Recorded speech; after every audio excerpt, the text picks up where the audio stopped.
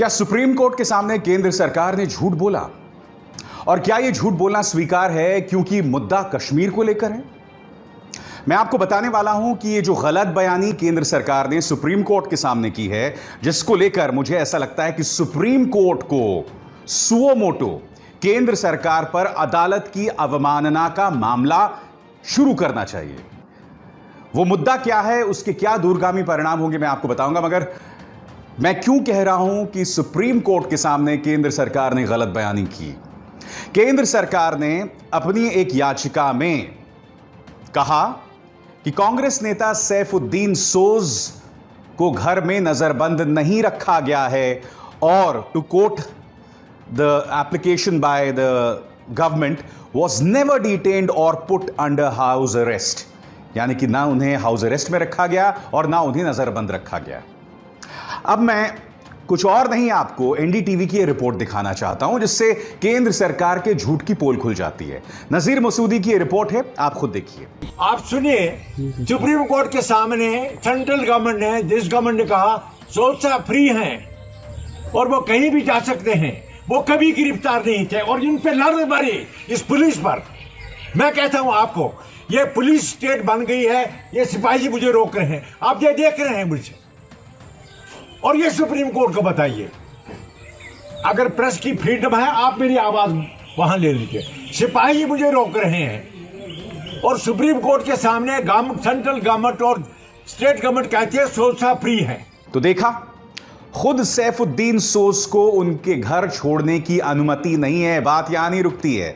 सैफुद्दीन सोज ने टेलीग्राफ को दिए गए इंटरव्यू में कहा है कि I tried to step out of my home at 5:30 today but I was turn back by the police.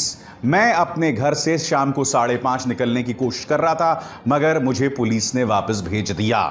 आपको बाहर जाना अलाउड है? नहीं, सुप्रीम कोर्ट के सामने गवर्नमेंट ने कहा I am a free person, लेकिन यहाँ ये लोग नहीं मानते हैं। ये कहते हैं ऊपर से ऑर्डर है, अब मैं उसका क्या कर सकता हूँ? ये आप देखते हैं शहरी आज़ादी को क्या हो गया। I have decided to go to the court for whatever it is worth. Supreme court के सामने झूठ बोला जाता है, इसको आप तो हाईलाइट कर ही सकते हैं कि सुप्रीम कोर्ट के सामने इस गवर्नमेंट ने, उस गवर्नमेंट ने कहा कि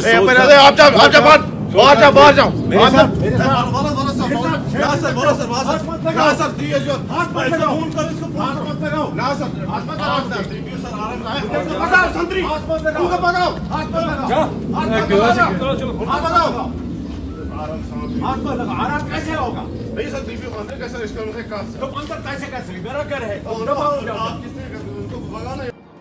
और मैं आपको यह बता दूं कि अभिषेक मनु सिंघवी, जो कि सैफुद्दीन सोज की नुमाइंदगी कर रहे थे अदालत में, उन्होंने क्या कहा है।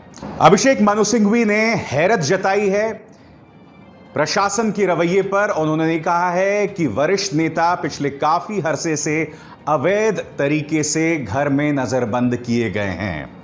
मगर आप जानते हैं कि केंद्र सरकार ने क्या कहा इस मुद्दे पर, या ये कहा जाए प्रशासन ने क्या कहा इस मुद्दे पर, क्योंकि प्रशासन केंद्र सरकार के अंतर्गत आता है।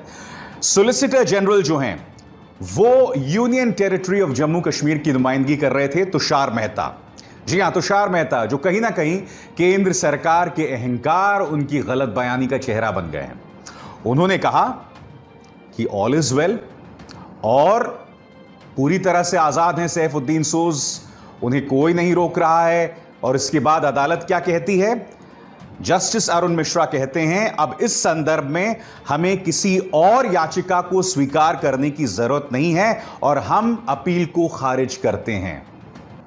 आज मैं जस्टिस अरुण मिश्रा से यह अपील करना चाहूंगा, सुप्रीम कोर्ट से अपील करना चाहूंगा कि मैंने आपको कार्यक्रम की शुरुआत में एनडीटीवी की रिपोर्ट दिखाई, जिसमें आपने देखा कि सैफुद्दीन सोज अभी भी अपने घर के अंदर हैं। वो खुद बयान दे रहे हैं कि मैं अपने घर में बंद हूं। मैं उम्मीद करता हूं कि सुप्रीम कोर्ट इसका संज्ञान लेगी। मैं आपसे ये तमाम बातें क्यों कह रहा हूं, इस पर आपको गौर करना पड़ेगा, क्योंकि देखिए हो क्या रहा है आज की तारीख में। जम्मू कश्मीर में जितने भी नेता जिनका भारतीय संविधान में विश्वास है, जिनका भारत में विश्वास है, सबको या तो लंबे अरसे से नजरबंद किया गया है या एक लंबे अरसे तक नजरबंद थे और अब जाके रिहा हुए हैं। इन चेहरों पर गौर कीजिए। शाह फैसल, महबूबा मुफ्ती, उमर अब्दुल्ला जो अब रिहा हो गए हैं मगर एक अरसे तक बंद थे, ये वो तमाम लोग हैं जिनका इंडियन स्टेट में विश्वास है, भारत में विश्वास है, जिन्होंने बार बार जम्मू कश्मीर की जनता से अपील की है कि आप बाहर आएं, वोट दें। एक ऐसे मौके पर जब आतंकवादी जम्मू कश्मीर की जनता को रोक रहे थे वोट देने से। मेरी बात ये पूरी तरह से मेरी समझ के परे है कि आखिर जिस राजनेता का भारत में विश्वास है उन्हें आप नजरबंद क्यों कर रहे हैं? इस कार्रवाई से कौन खुश होगा? इस कार्रवाई से दो ही लोग खुश होंगे, एक तो पृथकतावादी सेपरेटिस्ट जिनका भारत में विश्वास नहीं है, और दूसरा आतंकवादी और पाकिस्तान। क्यों? क्योंकि होगा क्या कि जैसे ही आप जम्मू कश्मीर के अंदर मुख्य धारा के जो राजनेता हैं उनकी आवाज को दबाएंगे, वहां की जनता को दबाएंगे, तो ऐसे में जो सेपरेटिस्ट हैं, आतंकवादी हैं, वो मजबूत होंगे, क्योंकि उनका तो वैसे ही विश्वास नहीं है भारत के ऊपर, तो ऐसे में वो मजबूत होंगे।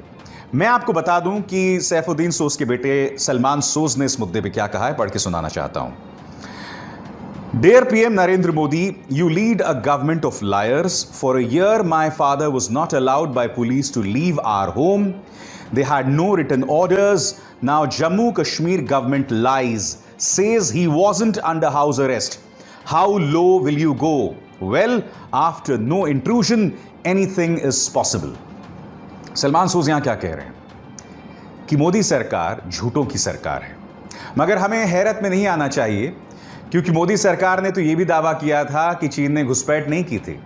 अब जब आप इतना बड़ा झूठ बोल सकते हैं तो यह तो कुछ भी नहीं है उसके सामने।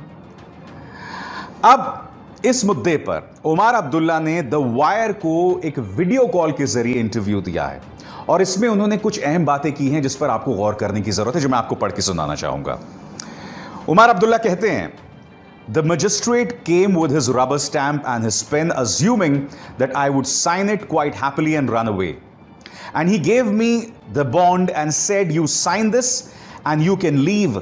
And the bond says that I will remain silent on all developments in Jammu and Kashmir subsequent to August 5, 2019 for the foreseeable future, which is basically tantamount to saying that I will no longer be a politician. I said, no, I am not going to sign this bond because to sign it silences me for the future. केंद्र सरकार उमर अब्दुल्ला की आवाज को बंद करने की कोशिश कर रही थी। इस बात जो है हमारे समझ के परे है। मैं आपको बता चुका हूं, उमर अब्दुल्ला वो हैं जिन्होंने जम्मू कश्मीर की आम जनता से यह अपील की थी कि वो बाहर आएं, वोट करें। एक ऐसे वक्त जब आतंकवादी, जब हिजबुल मुजाहिदीन, लश्कर-ए-तैयबा जम्मू कश्मीर की जनता को धमकी दे रहे थे कि आप वोट ना करें, तो ऐसे में उमर अब्दुल्ला जैसे राजनेताओं, शाह फैसल जैसे राजनेताओं, सैफुद्दीन सोज जैसे राजनेताओं पर दबाव बनाने का तुक क्या है? मुझे ये बात समझ नहीं आ रही है। क्या इस बात पर केंद्र सरकार को गौर करने की जरूरत नहीं है? यह आखिर भारत के हित में कैसे हो सकता है? मुझे डर इस बात का है कि केंद्र सरकार का यह रवैया कहीं ना कहीं कश्मीरी जनता को भारत से दूर करता जा रहा है। मैं एक बात पूछना चाहता हूं इस देश के मध्यम वर्गीय परिवारों से। आजकल स्कूल्स बंद हैं, आपके और हमारे बच्चे घरों में बैठकर ऑनलाइन क्लासेस कर रहे हैं। क्या आप जानते हैं कि कश्मीर के अंदर 3G काम नहीं कर रहा है, 4G काम नहीं कर रहा है, स्कूल्स पहले ही नहीं चल रहे हैं, ऊपर से ऑनलाइन क्लासेस भी संभव नहीं है। आप कल्पना कीजिए अगर आपका बच्चा इस स्थिति में होता तो क्या होता। ऐसे में उनके साल दर साल बर्बाद होते रहेंगे, उनके बच्चों का भविष्य बर्बाद होता रहेगा। और अगर उनके बच्चों का भविष्य बर्बाद होता रहेगा तो आपसे मैं एक सीधा सवाल पूछना चाहता हूं कि आम कश्मीरी भारतीय मुख्यधारा में कैसे शामिल होगा? आप ना भूलें कि पूर्व प्रधानमंत्री अटल बिहारी वाजपेयी ने हीलिंग टच की बात की थी, और जब उन्होंने हीलिंग टच की बात की थी तो उन्होंने कश्मीरी को भारतीय मुख्यधारा में जोड़ने की बात कही थी, उसे तोड़ने की, उसे अलग करने की बात नहीं की थी। कल्पना कीजिए कि अगर आपका बच्चा ऑनलाइन क्लासेस ना पढ़ पाए और इसी तरह से उसका वक्त बर्बाद होता रहे। ये जो दोनों घटनाएं आपके सामने मैं पेश कर रहा हूं ना, जिस तरह से सैफुद्दीन सोज के मामले में केंद्र सरकार ने झूठ बोला, और दूसरी तरफ जिस तरह से बच्चे जो हैं वहां पढ़ नहीं पा रहे हैं, पृथकतावादी वहां मजबूत हो रहे हैं। मुझे ऐसा लग रहा है ये तमाम बातें इस बात का प्रमाण है कि केंद्र सरकार की रणनीति में एक बहुत बड़ी दिक्कत है।